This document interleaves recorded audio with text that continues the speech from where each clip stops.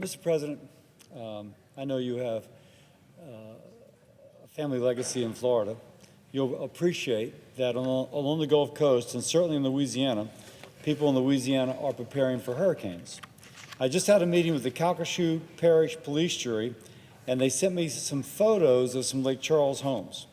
And I'm saying this in the context of a discussion about flood insurance and what has happened that just seems irrational. Now, to reduce their risk of flooding and therefore their monthly flood insurance premiums, people have paid to elevate their homes. It makes sense. If you get flood waters, it works. And it costs anywhere from $25,000 and $40,000. And if your foundation needs repair, there's another $25,000 on top of that. And if you have to fully replace your foundation, that can be another $100,000. But if it lowers your flood insurance premiums, it could be a worthwhile investment. You lift your homes, and you may not flood. Here is this home, a similar home, and you can see whereas the neighbors are flooding, in this one, an elevation like this prevents a flood in this picture. That home's not flooding, their insurance premium should go down. But after spending tens of thousands of dollars, homes to mitigate one's risk of flooding, they're still seeing high insurance premiums. They're getting the worst of both worlds. They had to pay to elevate their home, successfully preventing flooding. Despite that, they're having to pay much higher insurance premiums. Let's put up the chart of prices. Two properties.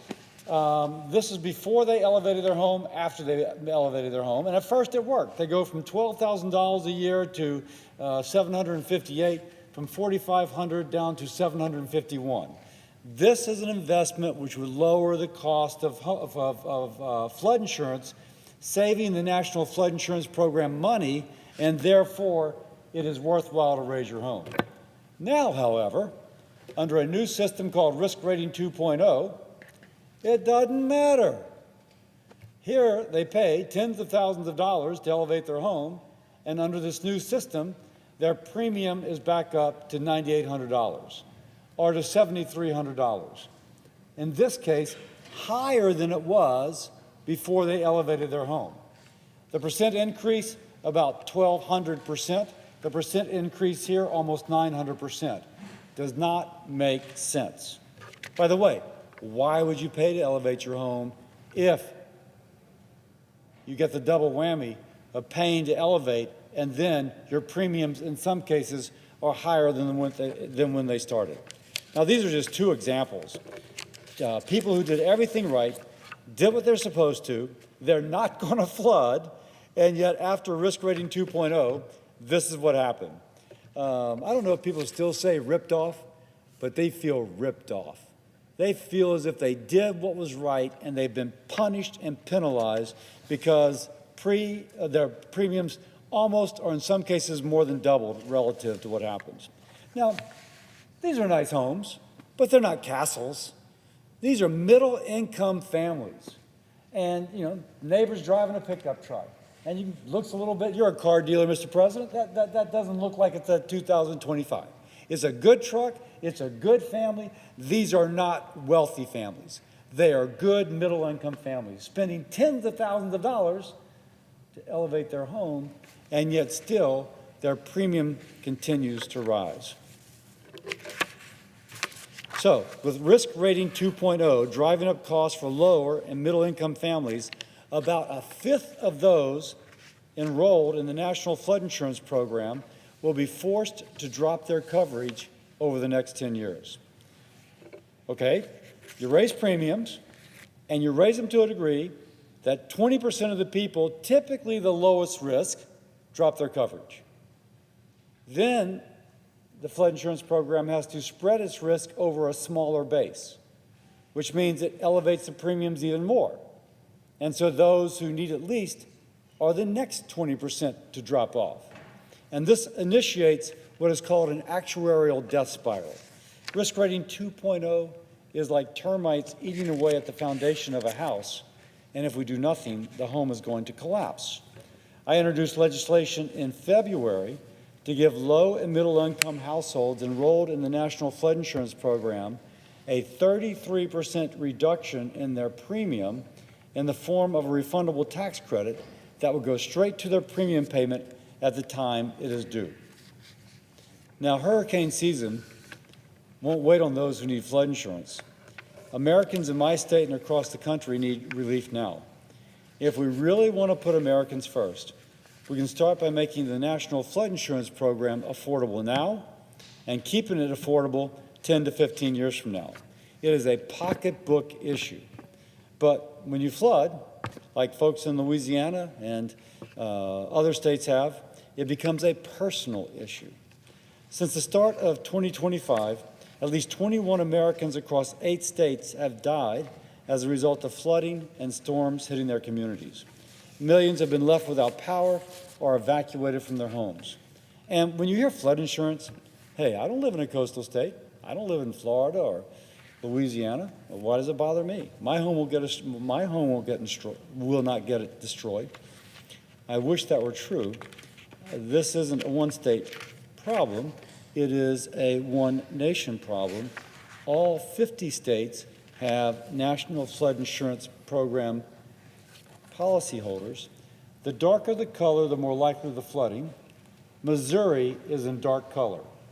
New York State, minimal coastline in dark color. Pennsylvania, dark color.